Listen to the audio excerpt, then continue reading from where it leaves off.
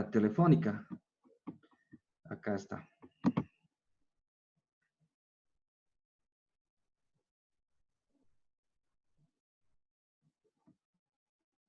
Muy bien. La segunda parte de malformaciones congénitas es en tercio medio facial, tercio inferior y cuello. Esta imagen un poco nos hace recuerdo de la anterior clase. Este es un paciente con un síndrome de Apert, típico, ¿no? Una bomba en el tercio superior facial, sin dactilia o dedos unidos, y tiene un aumento de la distancia intercantal. Bueno, es un telorismo, ¿no? Entonces, es importante corroborar. Esta es una imagen que, bueno, yo le tomé a un niño que estaba por el hospital, Daniel Bracamón. Entonces, muchos de estos pacientes tienen que manejar multidisciplinariamente y, pues, prácticamente es un tema un poco conflictivo si no se maneja de esa manera. Entonces, las malformaciones congénitas del labio y del cuello, debemos recordar, obviamente, la embriología, que entre la cuarta y octava semana del desarrollo intrauterino, pues se va a formar el macizo cervicofacial, ¿no? Con sus hojas germinativas, el primer arco irá a formar la mandíbula a través del tejido de sostén, que es el cartílago de Meckel, y el conducto auditivo externo, el tímpano, etc. El segundo arco irá a formar los músculos de la mímica facial. El tercio medio irá a formar también el oído medio, etc., ¿no? Y los arcos tercero, cuarto, quinto y sexto, el quinto y sexto que se fusionan, van a formar pues estructuras a nivel cervical. Entonces, este mismo cuadro lo estoy usando. La anterior clase, por la falta de internet, pues tuve que terminar antes de concluir y de explicar esto. Pues en la cuarta semana del desarrollo de los arcos branquiales, las placodas no son más que los órganos sensitivos primitivos, ¿no? Hemos dicho de que se van a acomodar de atrás hacia adelante, hacia la línea media, van migrando y a través del proceso de mesodermización o de unión que tienen los primordios o procesos primarios, ¿no? Los esbozos, en este caso, pues se van a unir. Y la no unión es la que va a formar este tipo de malformaciones, fisuras, a nivel de la cara. La quinta semana, las fosas nasales, los melones externos, superiores, el órgano velo-vómero nasal, ¿no? Aquí diferenciamos el tipo de, en este caso, unión anatómica, ósea, ¿no? La esquinelesis, habíamos dicho. Y bueno, hasta la octava semana, donde la cara ya tiene un aspecto, en este caso, humanoide, ¿no? El feto, el periodo fetal, propiamente ya desde el tercer mes hasta el nacimiento, caracteriza el crecimiento y desarrollo. Hay estructuras como el pulmón, a través de la sustancia tensioactiva sulfactante, que poco más colapso del pulmón, ¿no? Es una estructura que tarda en capacitarse el pulmón. Es por eso que muchos prematuros necesitan en este caso, que tenga pues todo el calor para que pueda el niño, el futuro ser humano, pues poder tener todas las aptitudes y estar tranquilo. Aquí tenemos una imagen de cómo es prácticamente la cuarta semana, el gráfico del comienzo, a la mitad, ¿no? Entre la quinta semana y media y la octava semana, donde ya tiene una forma humana, el rostro. Entonces, la clasificación de las malformaciones congénitas, habíamos dicho que en primer lugar, en incidencia, siempre están las fisuras labiopalatinas, que las que vamos a ver. Después las malformaciones craneofaciales, estas sean sindrómicas o no sindrómicas, habíamos hablado, ¿no? Las malformaciones de la órbita, también un capítulo muy importante, ¿no? El hipertelorismo. ¿no? La distopía orbitaria, las malformaciones del maxilar y la mandíbula también, ¿no? Mayor desarrollo a este nivel, entonces son muy importantes a tomar en cuenta. Aquí tenemos una imagen, ¿no? Del libro Jan Lachman de embriología clínica, donde vemos dos comparaciones. Una es una fisura, una hendidura labiopalatina bilateral, ¿no? Una maxila, vale decir, la parte anterior intermaxilar, ¿no? Pues prácticamente está más sobresaliente. Eso es un poco duro, ¿no? Muchas veces tiene cartílago o a veces ya está osificado porque es un punto, en este caso, de osificación del maxilar, de los maxilares en este caso. Al lado tenemos bonito, ¿no? Con una fisura labio-palatina unilateral izquierda. Pues no es tan sencillo así nomás describir, ¿no? Cada una tiene distintas características en relación a su conformación y las vamos a ir viendo poco a poco. Debajo tenemos algunas imágenes del libro, ¿no? Muy didácticas a propósito de esto, que podemos describirlas antes de pasar. Por ejemplo, tenemos acá las uniones de los procesos frontonasales, maxilares, ¿no? De ambos lados. En esta imagen del medio vemos como la premaxilar se ha fusionado, pero no tenemos los arcos palatinos unidos. Acá tenemos también una hendidura palatina, ¿no? Donde hay una no fusión de los procesos palatinos. Bueno, tenemos acá los factores que producen estas alteraciones, ¿no?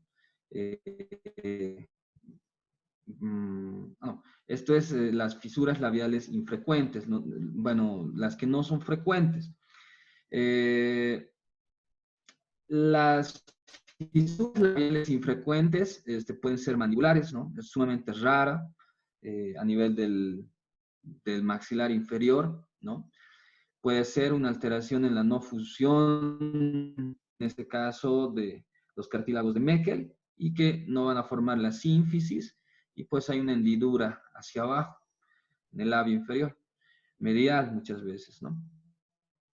También hay hendiduras faciales oblicuas, ¿no? El síndrome de Collins, Treacher-Collins, nos muestra ello. Ya habíamos hablado un poco de la clasificación de la órbita de Tessier, que la vamos a ir viendo también, vamos a hacer un recuerdo. Fisuras transversales también, ¿no? Aquí unas manchas, bueno, unas fisuras transversales, en este sentido una macrostomía, ¿no? Fisuras totales de la mandíbula también existen muy raras, ¿no? Fisuras nasales, vamos a ir viendo en algunas imágenes, y algunas fisuras amniogénicas, ¿no? En este caso, ya hay un compromiso a nivel del amnios, ¿no? O en este caso, el líquido por donde el bebé, el vientre materno, pues imbibe, ¿no? Se nutre, en el amnios defeca, es el líquido amortiguador. Cuando se rompe la bolsa es pues porque prácticamente el líquido amniótico está evacuándose, para que se den cuenta. Y el síndrome de fisuras palatinas, sinequiales, laterales, etcétera, que son varios subtipos. Vamos a ir viendo entonces. Por ejemplo, tenemos acá una fisura facial oblicua, ¿no? Miren, cómo viene prácticamente el conducto lácrimo-nasal. Acá tenemos una imagen, también tomográfica. Va a provocar una hendidura labio-palatina, sería lácrimo-naso-labio-palatina, ¿no? Donde prácticamente, pues, el paciente va a tener toda esa comunicación y la resolución, porque no nos olvidemos de que prácticamente no es tejido blando, ¿no? También es tejido óseo, obviamente, y pues la resolución en primera instancia va a ser pues en este caso, realizar plastías, ¿no? como no está conformado el conducto lacrimonasal, el paciente va a tener una dacriocistitis, una epífora continua, un lagrimeo constante. Muchas veces hay que hacer un retiro de la glándula de meibomio para que no tenga, en este caso, la producción de lágrimas y el paciente pues no tenga infecciones oculares a repetición. Aquí tenemos las imágenes después de haber sido operada. Muchas veces se utilizan a nivel del hueso, distracción osteogénica y automática cuando son ya un poco más mayores. Aquí tenemos el cuadro resolucionado. Otras fisuras transversales, ¿no? Una macrostomía, ¿ya?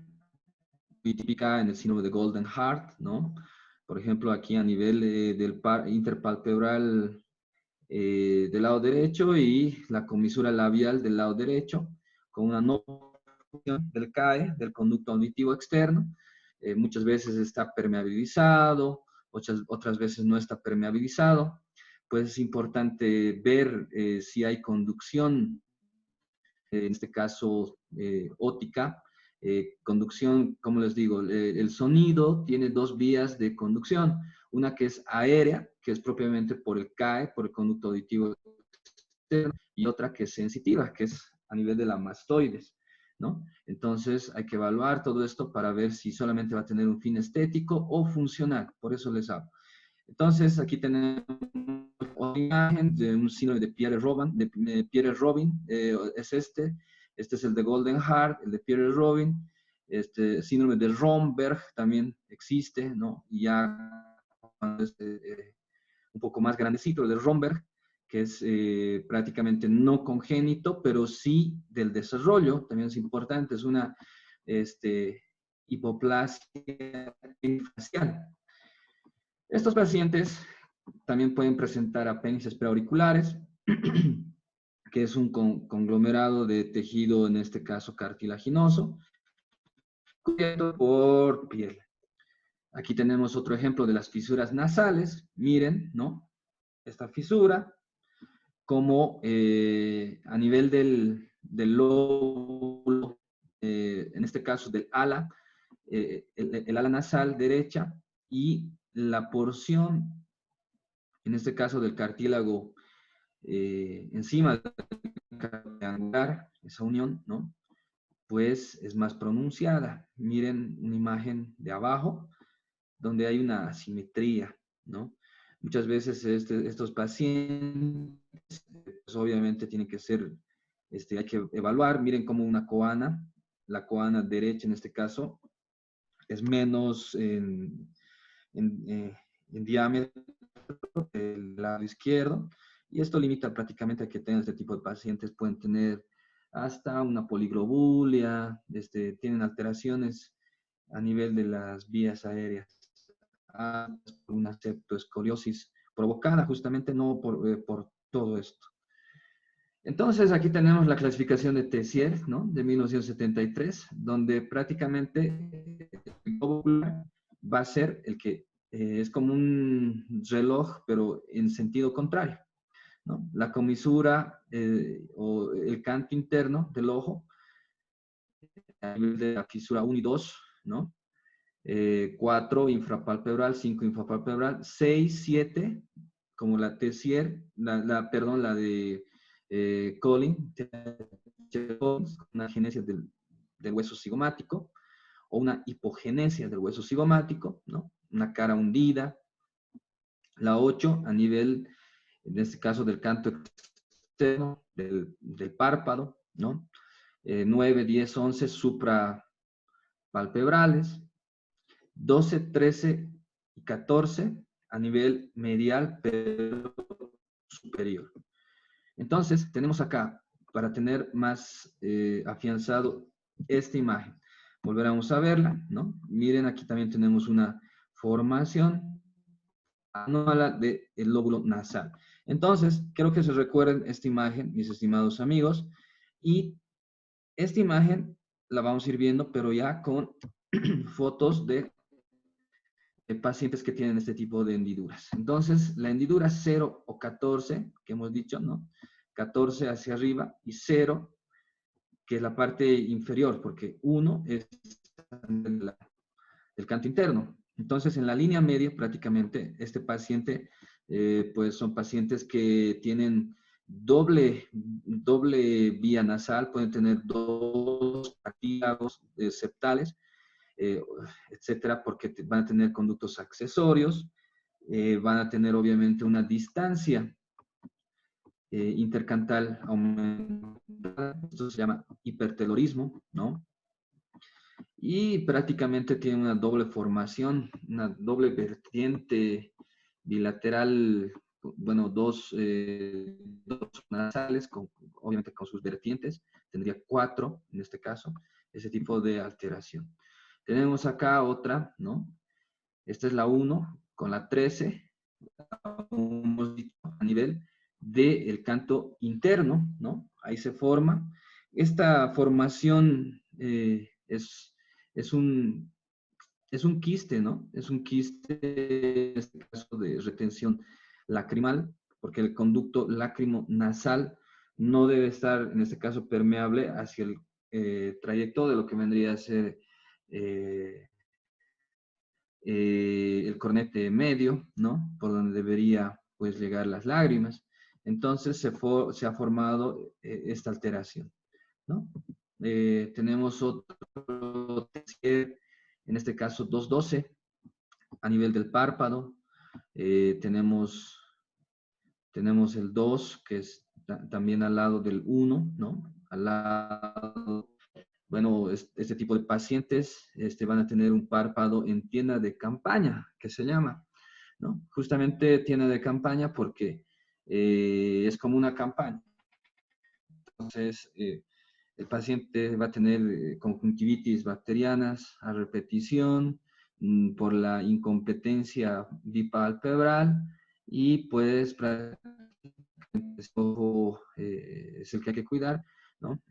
Pues se tendrá que resolver esto con un colgajo de prolongación rotatorio local. Bueno, vamos viendo más imágenes. Tenemos acá otra fisura 3 y 11, ¿no? Donde prácticamente todo el conducto lácrimo-nasal estaba comprometido y este es un paciente operado y vemos cómo se resolvió prácticamente. Lo que quiero que con estas imágenes afiancemos es recordar de que la clasificación de Tessier siempre va a empezar en sentido contrario a nivel del canto interno del párpado, dando toda la vuelta del canto externo y a nivel suprapalpebral, terminando ahí. Entonces, tenemos más imágenes, ¿no? Tessier 4 y 10, donde vemos un compromiso a nivel bipalpebral, en este caso inferior. Este párpado, por ejemplo, que está comprometido, el del lado derecho, se tiene que hacer una plastía para el cierre. Obviamente en el lado izquierdo también está. Y es una planificación prácticamente dentro de quirófano de cómo se tendría que hacer los colgajos, en este caso, para el cierre. Solamente blandos, ¿no? Este tipo de pacientes, si es que no se operan, pues prácticamente pueden tener un compromiso a nivel, obviamente, nasal, ocular, oral, etcétera, comprometiéndose así su no capacidad funcional plena. Tenemos la Tessier 5 y 9, ¿no? Bueno, infrapalpebral, ¿no? En este caso la 5, y es toda una hendidura con una macrostomía del lado derecho del paciente, una asimetría donde vemos el globo ocular más caído. Muchas veces este tipo de pacientes, como les había dicho, tienen un compromiso a nivel óseo, ¿no? Entonces, no va a tener tal vez piso orbitario completo y va a ser comprometido a este nivel prácticamente. Entonces, es una supermacrostomía con una no formación infrapalpebral derecha e incluso el ojo tiene datos de ya estar irritado, ¿no? Aquí tenemos el síndrome de Collins o de Treacher-Collins, ¿no? Es la hipogenesia o agenesia de los huesos cigomáticos, o antiguamente llamados huesos malares. Entonces, el cigomático es un parachoques prácticamente, ¿no? Es un hueso que va a resistir un golpe, una injuria, un vector, una fuerza vectorial externa y que prácticamente nos va ayudar ante un golpe para que se disipe esas fuerzas hacia áreas, en este caso a los pilares, que vendrían a ser las áreas de tejido óseo compacto, que las vamos a ir viendo más adelante cuando avancemos traumatología. Tenemos acá también otro tipo de malformaciones, ¿no? Un paciente, en este caso, una niña, una bebé, que la abandonaron en el servicio de neonatología. Y bueno, cuando hablamos de varias fisuras, ¿no? Varias hendiduras, hablamos de una holo. En este caso es holo porque es a nivel holístico. También el tipo de malformación que conllevaba a ella tenía el prosencéfalo pues externado, ¿no? Por una no formación del parietal, frontoparietal, en este caso del lado. Entonces, bueno, se hace una cranioplastía, ¿no? Con el servicio de neurocirugía y una, en este caso, unión de las fisuras labiales, lacrimo-nasolabiales, el globo ocular del lado derecho alterado, era una ulceración, se ha tenido que retirar la glándula de meibomio para que la bebé no tenga al final, bueno, la bebé se fue a vivir a una casa hogar, ¿no? Por la Defensoría de la Niñez la llevó. Entonces, las fisuras labiopalatinas es un conjunto de varios tipos, no es solamente uno, ¿no? Por ejemplo, tenemos ahí una bilateral doble, pero con un tremendo espacio, eh, pues, una hendidura tremenda, ¿no?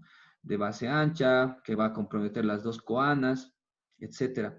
Acá tenemos otra, prácticamente todo el piso de la fosa nasal del lado derecho. Tenemos también incompletas, como acá las de estos dos pequeños de acá abajo, donde solamente es el labio, entonces es una fisura labial, no palatina. Este otro pacientito tiene una fisura labial y alveolar. Entonces, así como habíamos dicho, la etiología es variada, ¿no?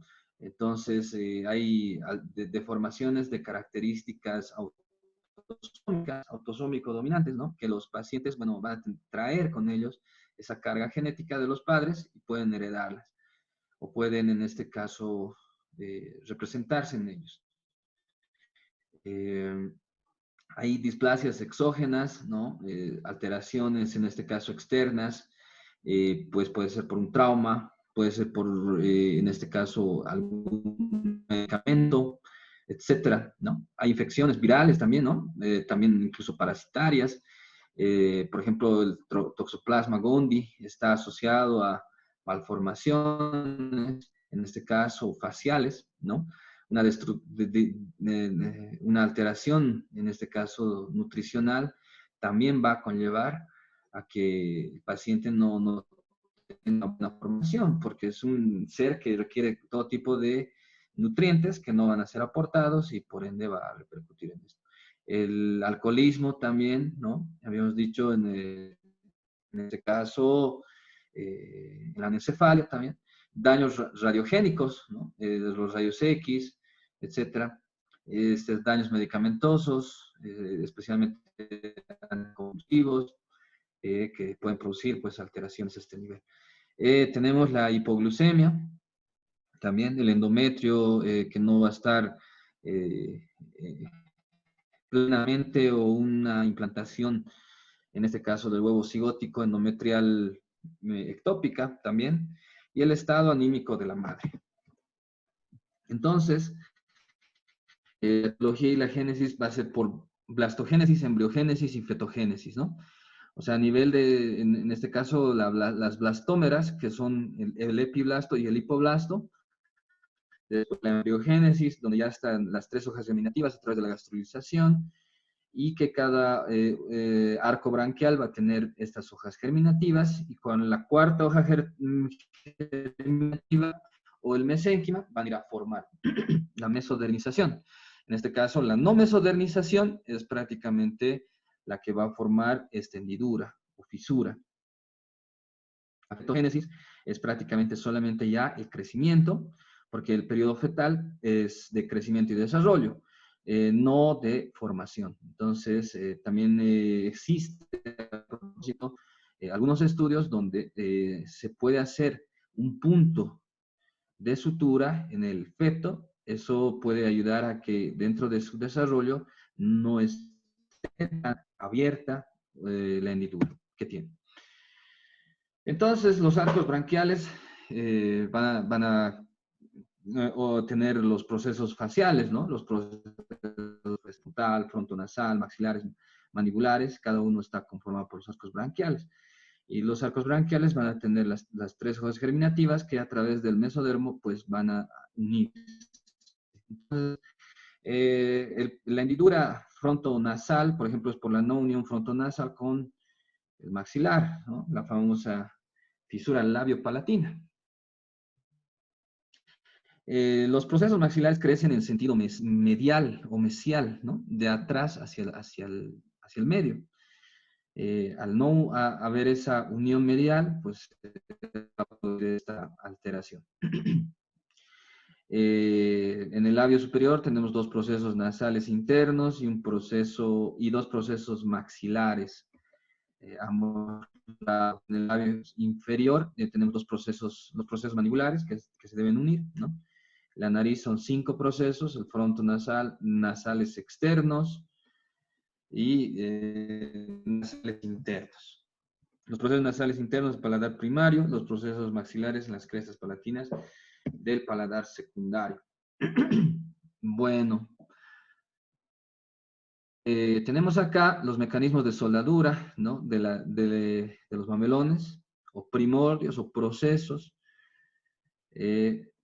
faciales, ¿no? La mesodernización a través de las células mesenquimatosas van a ser las que van a unir. ¿Qué es el mesénquima? El mesénquima son células madre totipotenciales, en este caso células que se van a diferenciar en células epiteliales, en células hijas, etcétera, que van a ir a completar esa unión, prácticamente. Y la consolidación remodeladora, constante, especialmente en la parte ósea, ¿no?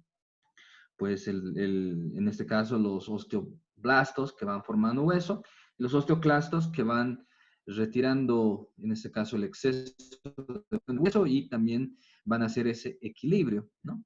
De esta formación. Entonces, perdón, el macizo facial, ¿no? Como es la imagen, prácticamente, final de la 3ª semana del embrión, ¿no? Donde va a tener la porción cefálica, el rabo, que es la parte más, y la cola, que es al final lo que vendría a ser el acabo de quina. Entonces, esta porción la podemos comparar de cómo prácticamente esta placoda, ¿no? O este esbozo de este órgano, pues van a venir de atrás hacia adelante. Esta es una imagen un poco más clara de cómo se produce la mesodernización. Entonces, acá tenemos esta fusión plena, ¿no? Donde prácticamente no hay ninguna alteración, en este caso, en la conformación nasolabial. Vean cómo está fusionado. Tenemos acá una fisura, ¿no? En este caso, no muy pronunciada, ¿no? Casi notoria, pero que en prácticamente el paladar anterior va a tener esa especie de hendidura o canal que vendría a ser, ¿no? Tenemos acá otras imágenes cuando tenemos solamente una fisura labial, ¿no? Una fisura labial, y que esta fisura labial puede comprometerse prácticamente hasta la ula, ¿no? Miren el paladar cómo está, y a nivel labial, ¿ya? Por eso hay que explorar al paciente, ¿no? Muy bien. Aquí tenemos también una fisura labiopalatina completa. Una fisura labiopalatina completa por una alteración, en este caso de la conformación. Vemos la base de la fosa nasal del lado izquierdo, cómo está, en este caso, abierta, y toda la fisura palatina hasta la úvula. Y aquí tenemos también otra que es un poco más ancha, más abierta, que vendría a ser una fisura labiopalatina unilateral compleja. Compleja porque es más ancha y la resolución también va a ser un poco más dificultosa, ¿no? Muchas veces hay que desinsertar prácticamente todo. En este caso, hay que hacer un decolado mucoperióstico del paladar, de la cubierta mucosa. Y así como vas a ir viendo, pues unir, en este caso, la mucosa nasal, la parte muscular y la parte de la mucosa oral. Bueno, aquí tenemos también otros tipos de ejemplos donde prácticamente tenemos fisuras. Este está normal. Aquí tenemos una alteración a nivel de la úvula, ¿no? Esta es una úvula bífida. Esta es una fisura del paladar posterior y la úvula, ¿ya? Esta es una fisura del paladar anterior y posterior y también, en este caso, de la úvula palatina, ¿no? Y aquí tenemos una también fisura, pero ancha, compleja, donde podemos ver incluso el vómer, ¿no? Que es la porción más caudal a la lámina perpendicular del etmoides, que se va a ver prácticamente. Entonces, la frecuencia y pronóstico de las hendiduras palatinas, bueno, en Asia, de 1 a 1700, en la India, ¿no? 1 a 1000, ¿no? Y Norteamérica, en este caso, de 1 a 500. Todavía no tenemos muchos estudios sudamericanos. De pronto, algunas escuelas nuevas, como la escuela del doctor Rodolfo Asensio, ¿no? Y tal vez algo abajo por Sudamérica, la escuela del doctor Finocchietto, que comenzó a hacer la gran cantidad de resolución de este tipo de alteraciones. Entonces, también tenemos, bueno, otros factores, ¿no? Por ejemplo, los padres son sanos, un hijo, más el segundo, puede tener de entre un 4 a 5% hasta un 9% de producir una hendidura. Son teorías que prácticamente, bueno, tal vez van a dejar de estar en uso, pero es importante mencionarlas. Y si un padre tiene una fisura, pues hasta un 14% tendría la tendencia de tener, en este caso, el hijo, una fisura. Entonces, no es dominante, ¿no? Puede tener un factor dominante recesivo y también puede ser dominante y se puede expresar hasta ese 14%. Entonces, las formas de presentación de la fisura labiopalatina, ¿no? Pueden ser fisuras labiales, con fisuras palatinas aisladas, uniobilaterales y totales o parciales.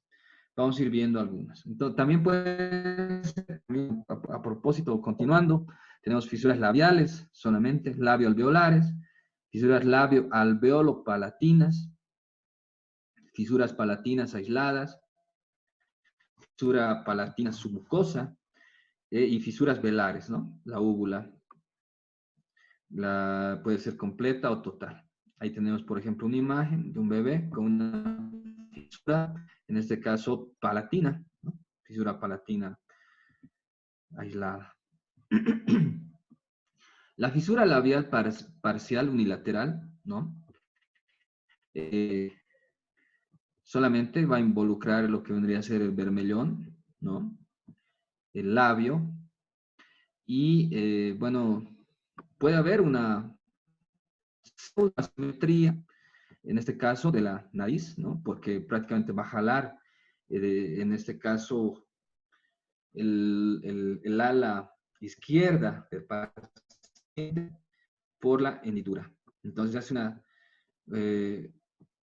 unas setaplastías, ¿no?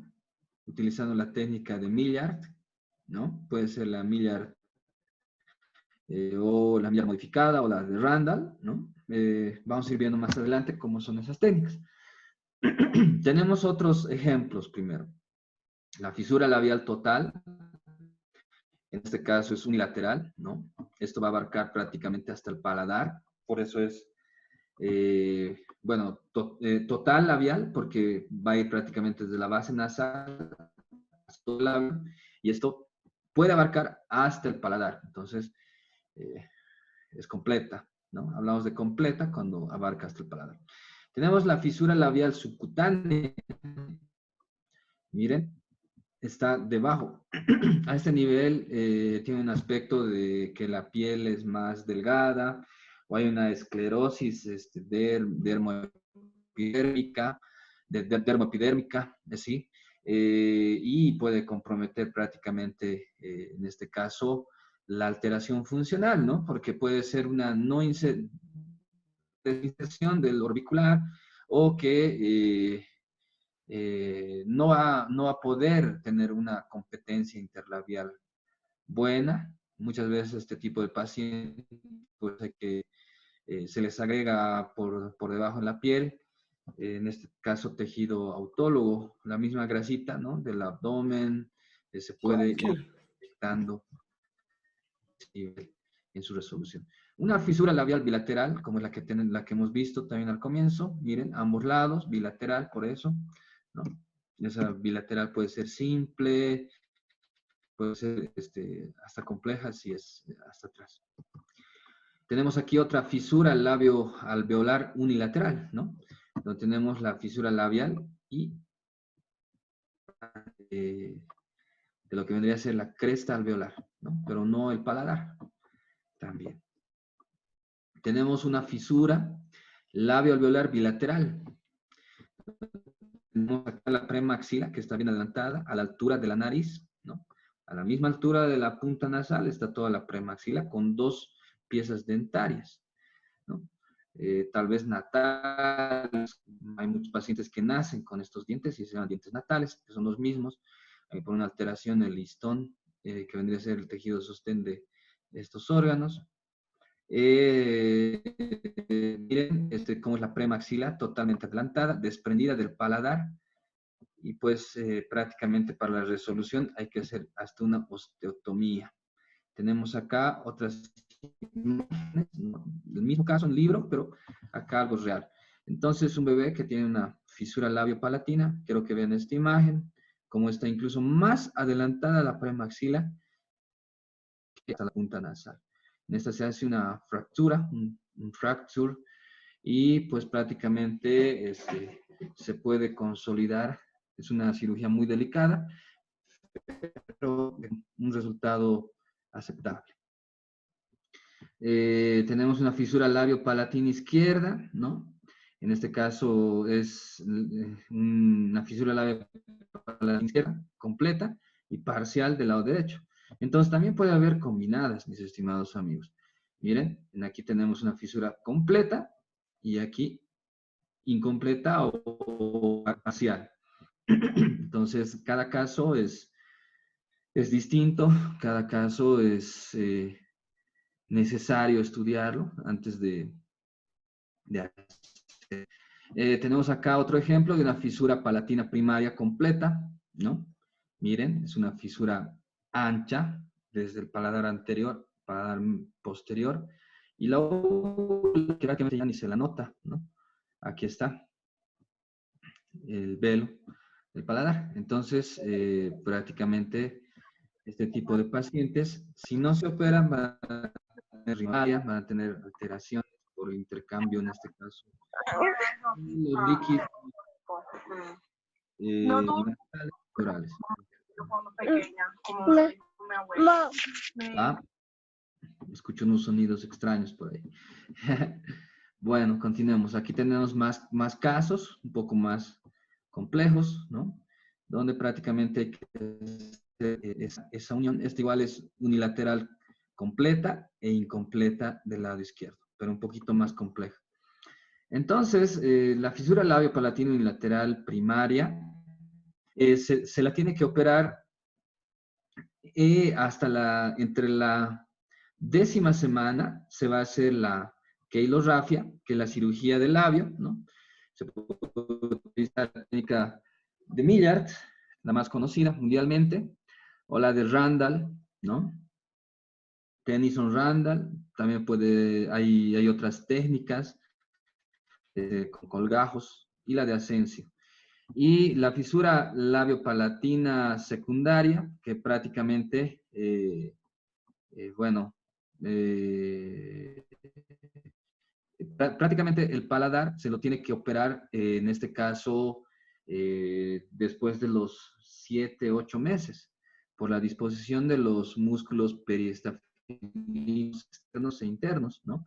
Donde, bueno, se van a acomodar a una posición de estar en una posición anteroposterior, se van a horizontalizar y ahí es el momento pleno para que a nivel funcional, como es una caja de resonancia y los músculos hacen que las palabras, los fonendos se escuchen mejor, pues entonces es el momento propicio para realizar esta cirugía, la segunda cirugía.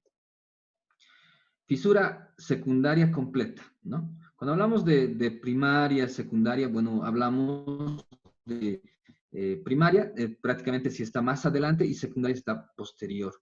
En este caso es el paladar, entonces es una fisura secundaria incompleta, ¿no? No es completa hasta el labio y, bueno, va a abarcar el paladar posterior, la úvula.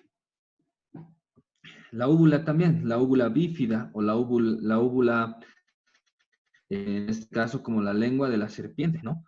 Que está dividida en dos. Pues hay que hacer una veloplastía, ¿no? Por la incompetencia, en este caso del velo del paladar, para que el paciente pueda incluso hacer una buena deglución y también obviamente por la parte fonética. Tenemos acá una fisura completa del paladar, ¿no? Completa. Todo el velo del paladar o la úvula está separada. Este es otro tipo de clasificación, ¿no? Una fisura palatina submucosa con una úvula bífida, o sea, submucosa debajo de la mucosa, ¿no? La hendidura, pero la mucosa está cubriendo, ¿no? Pero hay una especie de una socavación o prácticamente una conformación de un canal y la óvula bífida. Una fisura labio-alveolo-palatina bilateral, ¿no? En este caso, compleja, la imagen del comienzo, donde vemos esa distancia labial ancha. Muchas veces hay que hacer un colgajo en el labio inferior y con la técnica de, en este caso, un traslape que se da, ¿no? Hacia arriba se va a completar ese espacio. Se podría hacer eso en este tipo de pacientes que tienen un espacio más mayor, ¿no? Entonces, este tipo de pacientes, pues van a tener que ser tratados, en este caso, la parte funcional más plenamente. Bueno, aquí tenemos el gráfico, en este caso de lo que hemos hablado, pero en letras. Bueno, las malformaciones concomitantes, ese tipo de malformaciones van a tener secuelas, ¿no? Trastornos en el desarrollo del maxilar, el desarrollo, esas manchas no sé quién las estará haciendo, pues les pido disculpas, no estoy yo manejando plenamente solamente la presentación, estimados amigos, ¿no? Continuemos. Las secuelas, en este caso, van a tener trastornos, ¿no? Los maxilares menos desarrollados, que dentro del desarrollo y crecimiento, en este caso, perinatal, pues van a ser cada vez más notorias y eso va a conllevar a una alteración en la psiquis, ¿no? Un trastorno, en este caso, en el componente socioafectivo. También en el habla, ¿no? Este tipo de pacientes van a tener rinolalia, van a tener una voz nasal que se llama, y están propensos bueno, a tener enfermedades inflamatorias y trastornos auditivos, ópticos, que incluso pueden producir problemas en su comunicación. La labiopalatina, mal llamada labio leporino, ¿no? El labio leporino es prácticamente el conejo, este roedor que tiene una forma, en este caso, de un labio leporino, y por eso se le puso vulgarmente eso, ¿no? Bueno, nosotros que estamos en una casa superior de estudios, pues debemos hablar coloquialmente. Entonces, fisura labiopalatina, vulgarmente llamada labio leporino, es una falla de deformación, en este caso de los procesos o primordios frontonasales con el maxilar. La cirugía del paladar, los tres grandes objetivos del tratamiento de la fisura son el cierre anatómico, en este caso, para no tener el a nivel de la voz, el crecimiento del maxilar también que sea más normal. Básicamente se deben unir, en este caso, a nivel del plano de la mucosa nasal, el plano de los músculos, ¿no? El paladar y, en este caso, la mucosa oral. Tenemos acá la técnica de doble rotación de avance, de técnica Millard, ¿no? Donde vemos prácticamente cómo nos hacemos con un compás quirúrgico, medimos, en este caso, dónde van a ir los colgajos, ¿no? Entonces hemos dicho de que cada tipo de paciente es distinto, entonces tú tendrás que hacer una medición en cada uno de ellos, ¿no? No van a ser todos iguales. Y a través, bueno, de una resección, respetando, en este caso, la línea alba. La línea alba prácticamente es, en este caso, la línea entre la piel y la semimucosa del labio, ¿ya? Para conformar el arco de Cupido. El arco de Cupido es prácticamente donde están los dos filtrums, ¿no? Y que tiene una forma de un arquito. En cambio, en el labio inferior es recto. Entonces se van a unir, previamente se va a unir, en este caso, la mucosa oral, la parte muscular, en la parte del músculo se unirá con un hilo, perdón, no reabsorbible, puede ser un hilo prolene, ¿sí? El hilo prolene es un hilo que, bueno, es como el nylon, pero más fino, tiene dos agujas y pues muchos utilizan en cirugía vascular, ¿no? Entonces, si uno puede vivir mucho tiempo con ese hilo en el corazón, pues no hay problema. El caso es de que no se suelte para que funcionalmente el músculo orbicular de los labios trabaje y pueda hacer su función de oclusión, ¿no? O de cierre. Bueno, tenemos acá la técnica de Millard 2 bilateral. También se hace, en este caso, la medición para que luego se conformen. En este caso, las zetaplastías. Y así se pueda unir para que tenga, bueno, una resolución del cuadro. Pero esta es una cirugía, puede tener también retoques, ¿no? Cada 2 años. Es importante también este tipo de pacientes, aparte de que le vean a nivel multidisciplinario, pues mandarle a un centro de logopedia para que el paciente pueda tener una correcta producción de las palabras y expresiones. Entonces, la fisura palatina es un defecto del desarrollo del paladar, caracterizada por la ausencia de la fusión de las dos crestas palatinas y hay una comunicación naso-oral. Es muy importante el cierre de ese tipo de pacientes, ¿no? Muchas veces por el ancho de la fisura podrán tener hasta un dispositivo, ¿no? Como una placa obturatriz, podría ser, hasta que cumplan sus 10 semanas, que es la edad ideal para realizar la quelorrafia. Y como hemos dicho, después de la séptima semana, octava, novena, perdón, no semana, sino séptimo mes, octavo y noveno mes, puedes hacer la palatografia, que es el cierre del paladar, tomando en cuenta las estructuras a unirse, las tres. La técnica de Tennyson-Randall, ¿no? Eh, es una técnica que tiene alteración a nivel de la conformación de la base nasal, por eso se la debe utilizar no siempre, ¿no? Hay algunos casos en los que podemos utilizar mucho mejor. Por ejemplo, en las fisuras labiales simples es mejor la técnica de Tennyson-Randall, pero cuando ya está involucrado el piso de la fosa nasal, es mejor la técnica de Milliard. Tenemos, por ejemplo, acá un ejemplo, ¿no? De cómo es la técnica de Tennyson-Randall. Igual la conformación, pero prácticamente en este diseño, pues se va incluso un poquito involucrar piel. Eso es lo que un poquito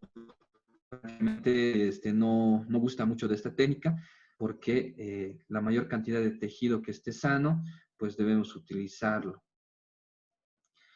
Esta es una técnica nueva, ¿no? De este siglo reciente. El doctor Asensio, ¿no? Él, americano, centroamericano, de Salvador, pues comienza a realizar, ¿no? Y con buenos resultados. Debe ser de que prácticamente nosotros no teníamos un referente, tal vez latinoamericano o hispana, que pueda, que lleve todo esto, ¿no? Entonces, los diseños son más sencillos, más gráficos y muchas veces puedo utilizar este nylon 5 o 6 ceros, ¿no? Es para países en vías de desarrollo como el nuestro, pues prácticamente un poco más fácil de conseguir, porque la de técnica de milla, la de Tennyson-Randall, sí te necesitas utilizar 8 ceros, 9 ceros, lo cual es muy difícil de conseguir en nuestro medio. Aquí tenemos prácticamente un caso que hicimos, ¿no? Entonces hacemos el diseño. Este es un caso, miren, el diseño es del lado contrario, la foto salió al revés, pero es prácticamente el diseño de la técnica de Milliard, ¿ya? La de Randall al medio está y en la de Milliard hacia en este caso, el tabique, la base del tabique, ahí empieza. Entonces, la anestesia, obviamente el paciente debe tener en lo ideal hasta 4 kilos o por lo menos 3 kilos y medio, ¿no? Para que tenga una buena la anestesia, ya cumplir sus 10 semanas. Obviamente este tipo de pacientes los vamos manejando con el servicio de neonatología para la parte nutricional, en este caso una buena dieta, la leche materna mejor, y vemos cómo el bebé estaba. Ahí está, en este caso, bueno, se realiza la palatorrafia. A este paciente se dirá, ¿por qué no le han hecho primero la quelorrafia, la palatorrafia? Este es un caso un poco complicado, ¿no? El niño ya llegó de 5 meses, 5 a 6 meses, entonces optamos por hacer ambas, ¿no? En un solo acto quirúrgico. Entonces, esta fisura completa la realizamos con un evertor de Winmart, ¿no? Que es este separador especial, los 3 planos y después la quelorrafia. El paciente en su posoperatorio inmediato, este es el posoperatorio inmediato, y aquí está nuestro paciente, Juan se llama, ya luego de realizada la cirugía, y prácticamente el paciente, pues sí, el bermellón del labio superior en relación al bermellón del inferior es menor en tamaño, pero se puede hacer una prolongación de la mucosa, o hacer cirugía de retoque, que vendría a ser prácticamente un poquito más. Pero es importante comparar, miren cómo esta nariz, que era de base ancha y con una caída tremenda, pues prácticamente la pudimos colocar a una posición más aceptable. Bueno, continuemos. Otros tipos de malformaciones que debemos tomar en cuenta es las famosas anquiloglosias, o también más llamadas, le dicen el frenillo, ¿no? Pues frenillos, tenemos frenillos varios, tenemos un frenillo supravestibular, infravestibular, frenillos a nivel de los caninos, del rafne, etcétera. Pero el frenillo sublingual de implantación corta, ancha, y que al examen el paciente va a tener alteración fonética, incluso deglutoria, y la formación de una W, porque le dice al paciente, saque la lengua, y el paciente te saca la lengua, obviamente eres un niñito o una niñita, y pues se forma en vez de una B normal, una W. Entonces, hace el examen con un baja lengua o dos baja lenguas, y ya. Ese tipo de malformación es importante operarlas antes del primer año de vida, ya que antes de que produzca sus primeras palabras será importante. El quiste branquial, ¿no? O el branquión, también que se llama. Este quiste es un conglomerado de células, en este caso embrionarias, que en un espacio determinado se quedaron y que, bueno, van a conformar un quiste. ¿Y qué es un quiste? En este caso es una formación de tejido en forma redondeada con una pseudomembrana y un contenido líquido. Entonces, hacer eso es muy importante para el diagnóstico diferencial, porque pues, pueden pensar que es un tumor, se puede pensar que es una infección cervicofacial, etc. Pero muchos de estos quistes son asintomáticos. La mayoría se encuentran en el borde anterior del músculo esternocleidomastoideo, ¿no? Tienen ese tipo de lugar de adosamiento. Y es muy importante en este caso, pues evaluar, hacer un diagnóstico diferencial, tanto imagenológico como clínico. Muchas veces este tipo de quistes pueden sobreinfectarse, ¿no? Tal vez un golpe, etcétera, y pueden, pues, producir una infección, ¿no? Manifestarse como un absceso, obviamente, pero no se puede sobreinfectar. Entonces, las resecciones, bueno, no solamente el drenaje del contenido quístico, sino también hacer, en este caso, la quistostomía plena, que vendría a ser el retiro de la membrana para que no vuelva a formarse o no vuelva a tener esa evacuación y no tener una fístula cutánea, en este caso.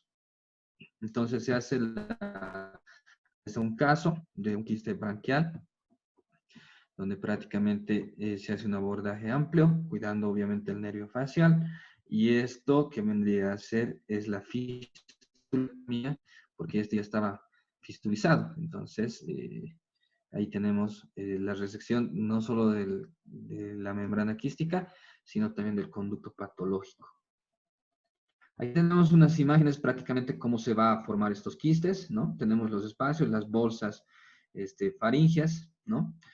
Y esta otra imagen, que es ya la patología que viene, que es la formación, es de la lengua que en la sexta semana, en vez de estar hacia vertical, se va horizontalizando, se forma el paladar secundario y va a empezar a descender caudalmente para formar el timo.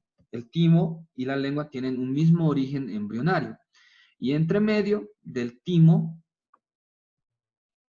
perdón, del tiroides, del timo, ¿no? Del tiroides, la lengua y el tiroides tienen el mismo origen embrionario, pues va a formarse el conducto de tirogloso, que está encima, obviamente, del tiroides, y que, bueno, es un quiste central, medial, ¿no? El quiste tirogloso o del conducto de tirogloso. En la línea media, ¿no? Es indoloro, es una masa que más se va a producir en la cara anterior del cuello, entre un 60 y un 72%. Se presenta entre la primera década de la vida, en un 50%, siendo hasta un 80% entre la segunda y tercera década de la vida. Entonces, ya cuando uno es joven, se va a formar esta malformación congénita, porque estamos hablando de estructuras, en este caso embrionarias, que se han quedado ahí y que están produciendo este tipo de alteraciones. Entonces, este tipo también se puede infectar, este tipo de patología, ¿no? Puede tener una fisura, o sea, las complicaciones va a ser la infección recurrente si está fistulizado, ¿no? Y muy poco, un 1% puede volverse, en este caso, una transformación maligna. Es muy raro, ¿no? En este caso, que es la técnica de Sistruck, el doctor Sistruck, para poder retirar, ¿no? Entonces, el tratamiento es para prevenir las infecciones, la malignización. Se puede realizar después de los 3 años. Hay complicaciones a cualquier edad, si hay complicaciones, ¿no? Eliminar el quiste y conducto tirogloso, haciendo una maniobra entre la boca y con una incisión anterior cervical. Y bueno, cuidar los músculos suprayoideos a ese nivel. Bueno, si tuvieran alguna pregunta de lo que hemos llevado, pues les dije a los representantes de su curso que me escriban y pues ahí vamos a ir disipando las dudas. Con esto estaríamos preparados para el primer parcial de manera un poco efímera, podríamos decir. Entonces podemos ir coordinando para la siguiente clase, tal vez una clase de retroalimentación o etcétera. Puede estar presto ante